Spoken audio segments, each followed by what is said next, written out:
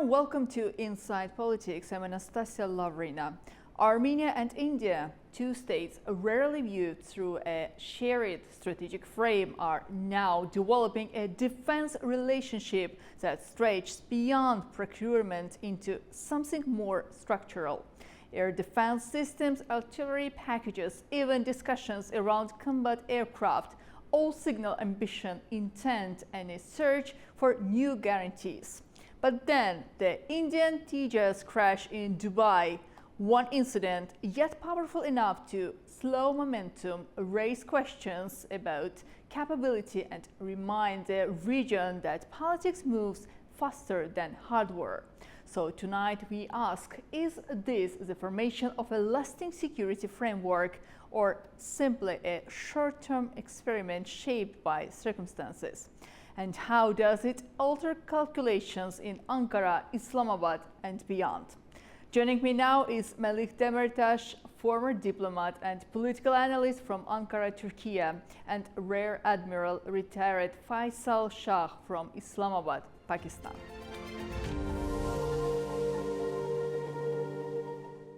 Dear experts, warm welcome to Inside Politics. Hello. Thank you, Ms. Lavrina.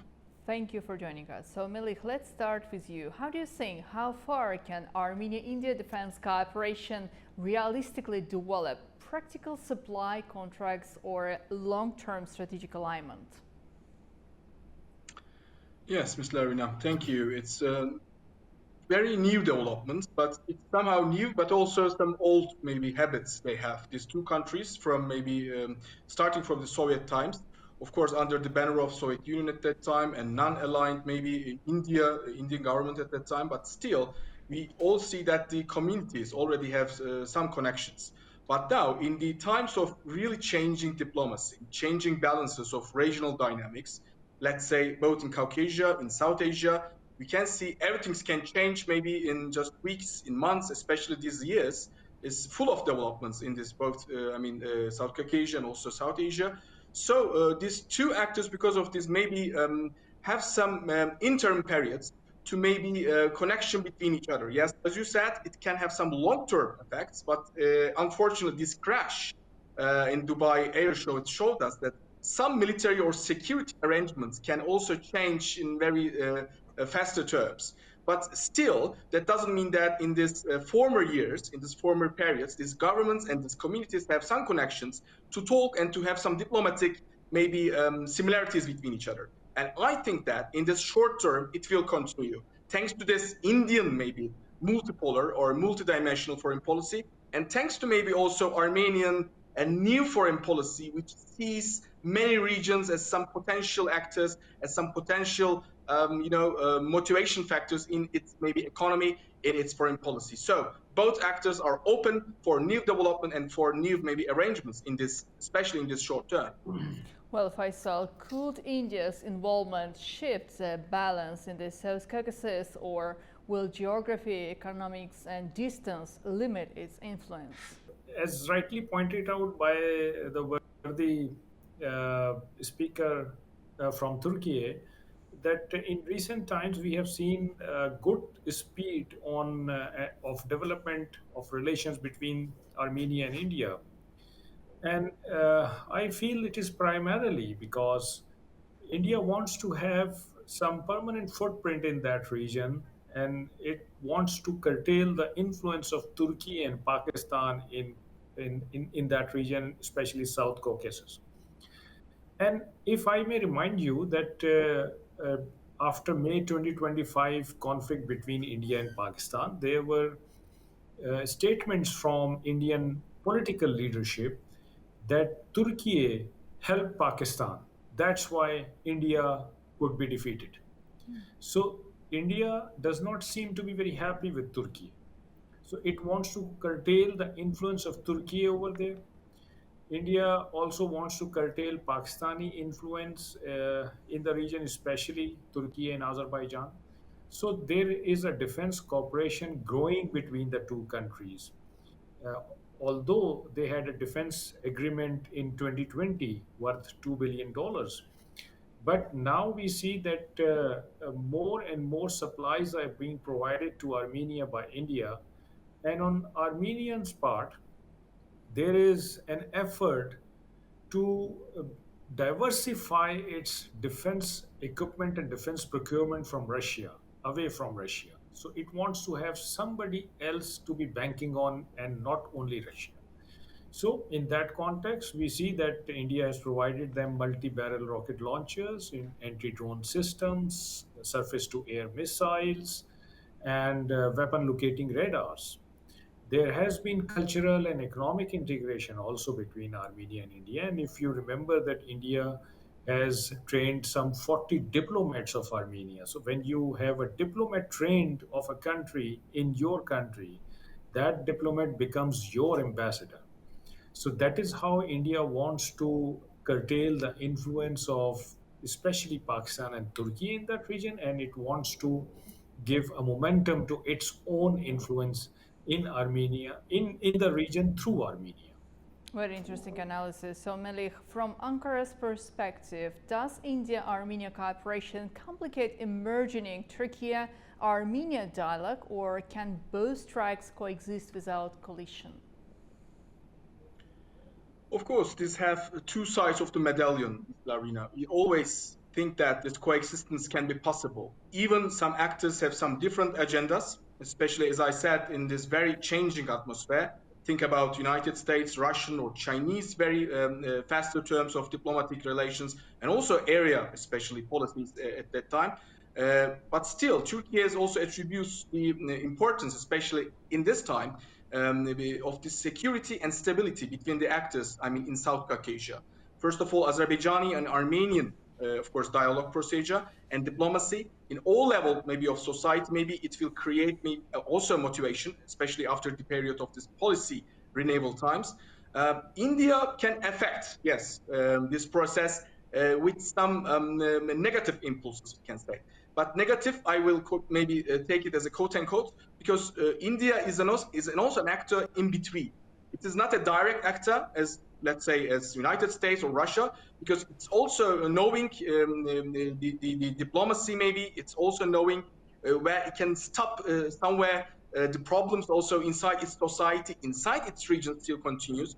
But as also dear expert from Pakistan said that yes, India has important maybe motivation to curtail, first of all, Pakistani, also maybe Turkey and Azerbaijani friendship or coalition in this region. But I think some other actors, like Israel, some other actors like United States or Russia, these actors will maybe have some additional factor. What can maybe India will do in this maybe coming years? So, Rear Admiral, could India's arms sales to Armenia be seen in Islamabad as a strategic signal requiring counterbalance? And might this accelerate Pakistan-Azerbaijan defense cooperation? Yes, obviously. I just don't understand that after that interim peace agreement between Azerbaijan and Armenia, why Armenia is feeling so insecure.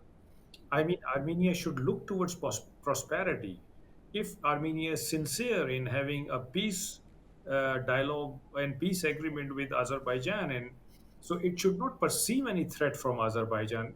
If I may remind you that this peace proposal was extended by Azerbaijan, despite the fact that Azerbaijan emerged victorious in the conflict between Armenia and Azerbaijan. And we don't find such examples very often in the history of world that a victorious country is extending its hand of peace towards the defeated one. But despite that, if Armenia is perceiving threat and it's feeling insecure and acquiring weapons and ammunition from a different country than the country that it has always been banking upon, Russia, there are some designs that Armenia is perceiving, and obviously Azerbaijan has to gear up to the coming situations. Azerbaijan has to prepare for any, God forbid, untoward situation between Armenia and Azerbaijan again. So, you know that Pakistan in May 2025 conflict with India emerge victorious. And after that, Pakistan's political, diplomatic, and military stature has increased in the world. Saudi Arab has entered into a strategic defense mechanism with Pakistan. So many other countries are sending their officers and troops for training in Pakistan. In Dubai Air Show, also, our aircraft JF-17 was the hot cake. People were inclining to purchase it, to see it, to see evaluate its performance. So obviously, Pakistan can help Azerbaijan, and I see a closer defense cooperation between Pakistan and Azerbaijan in this backdrop. So, Melih, indeed, that's indeed very interesting point made by our distinguished expert from Pakistan. Why Armenia feel itself or wants to position itself as a demand for more security, and then it's a deepening partnership and military sphere with different states, particularly with India at the moment. And how do you think can the South Caucasus remain a space of emerging peace if it becomes an India-Pakistan competition arena? This competition are somehow interrelated, as you also said, Ms. Lavrina, also dear Admiral from Pakistan, of course, very importantly, maybe underlined. This is maybe the nature of this realpolitik nowadays, because one regions maybe having some important implication. I mean, both. I'm first of all think about this Middle Eastern situation. Of course, think about Caucasia, even this, of course, Pakistan-Indian conflict. Any conflicts can have some interrelation with each other. But I do not think that still Caucasia and this South Asian maybe rivalry or India-Pakistan rivalry can really have a direct effect on this maybe dialogue atmosphere or diplomacy in South Caucasia. Because first of all, we know that, as also Mr. Admiral said, that Armenia knows the economic structure and the political structure will go, first of all, with this friendship ideology or with this diplomatic ideology. Think about the economic numbers nowadays, like 6 or 7% growth rates. We are talking about Armenian economy, and all the population and community, maybe especially the young generations, will feel that the security is also has another side. It is not only the security with some military conceptions; it is the security of maybe of economy, security of social cohesion, and of course security of this community and diplomacy ideology. And I think that although India has some multipolar ideology of maybe having with relation with some other regions, I mean, think about this Israeli-Indian relations, now Armenian-Indian relations. I do not think that India will motivate all this conflict directly, but indirectly, of course, like every realpolitik calculations, every realist may be understanding, yes, the states can have some short-term or middle-term maybe understanding of such cooperations. I mean, both in military sense, in security, or also intelligence sense.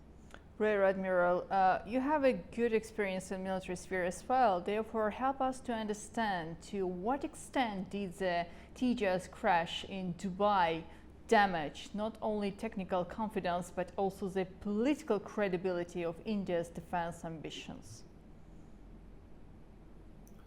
You see that there are only three big air shows in the world that are regularly held, one in France, one in UK, and one in Dubai.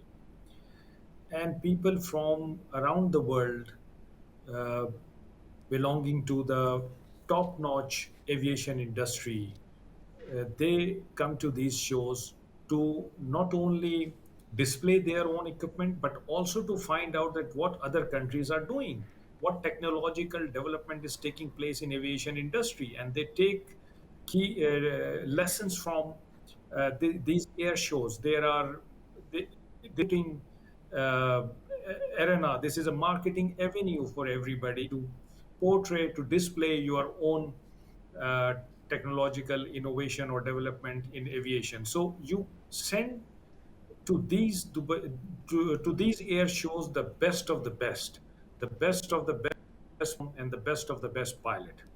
Now, Indian Tej is a 40-year-old project, and it has been under sharp criticism of late because of getting late, getting delayed. So, about 2, 3 years back, under immense pressure, two squadrons of Tejas were inducted into Indian Air Force. And if you remember, during May conflict between Pakistan and India, you must not have heard their name taking part in, in the conflict. So they were not the part of the package that Indian Air Force has deployed against Pakistan. So because Indian Air Force thought that they were not capable enough to fight against Pakistan. Despite that, these aircraft were displayed in Dubai Air Show, where people from the leading aviation industry were there to see what the performance of Tejas are. And unfortunately, uh, the Tejas could not do that. So that actually has hurt Indian credibility, the credibility of their defense equipment, their indigenous development, the credibility of their pilot. I uh, extend my condolence to the pilot's family who died in this crash. But it was the primarily responsibility of political leadership to see whether they are what they are marketing to the world, is it going to serve their purpose or it will be counterproductive. So unfortunately, Teja's participation in Dubai Air Show and ultimate crash has been counterproductive to Indian efforts. Malik, it will be nice to know your opinion on the same question. How this crash of the fighter jets in the Dubai 2025 show actually can affect the military sphere development of India, because Turkey has a great presence in the military market in the world, in the global world. Therefore, do you believe there is still some types of competition in between of the countries? The competition is already growing, as you said, Ms. Lavrina. This, of course, especially size of states, not only now Russian, not only United States, but some other important countries. I mean, rising powers, we can call it. Of course, we must include Turkey, Pakistan, also India, of course. We must include in such processes. I mean, they want to increase their voices, both militarily, but also in regional politics and diplomacy, as we also talking in this program with Armenian-Indian relations. But about military structures, yes, not directly my expertise, but if I say, as Mr. Admiral said, that it is, of course, a terrible event for such an important, prestigious show, which is under the lens, under the, of course, maybe influence of many important maybe leaders and also important security, also intelligence personnel.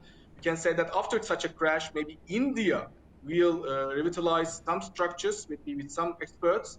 I don't know. Still, India has important connection maybe with some other countries, as I said in my previous responses.